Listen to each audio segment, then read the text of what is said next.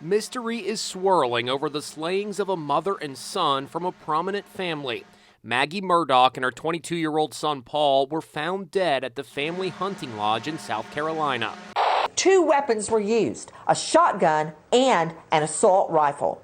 Now, I find it very difficult to believe that unless you're a Hollywood actor pretending you're carrying 2 long guns, that one person did this. Investigators are trying to determine if there is any possible link with the tragic death 2 years ago of 19-year-old college student Mallory Beach, who was killed when a boat in which she was a passenger slammed into a bridge during a wild party. All 5 of us are on the bank, but we're missing one person. An allegedly grossly intoxicated Paul Murdaugh was charged with boating under the influence. He was awaiting trial when he was slain with his mother. I think this may very well be related to the death of Mallory Beach. There was no sex assault, no rape, no robbery, no burglary. So what was the motivation other than anger or revenge? Mallory's family has filed a wrongful death lawsuit against the Murdaughs. It's hard.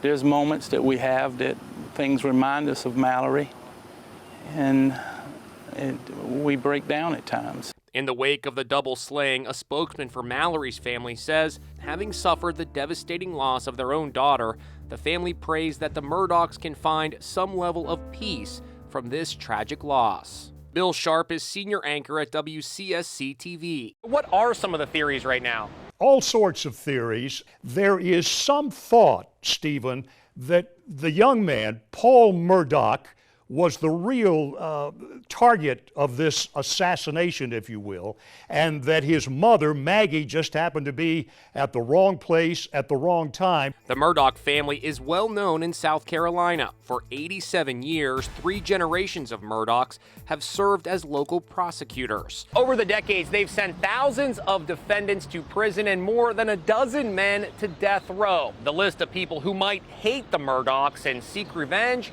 is long. But local reports keep returning to the death of Mallory Beach. Was Paul Murdaugh a privileged youth who was being treated with kid gloves because of his family's prominence? This is a dynasty. They have been not just lawyers, but prosecutors for 87 years in that jurisdiction. And many people argue they use their political power and their wealth to avoid justice.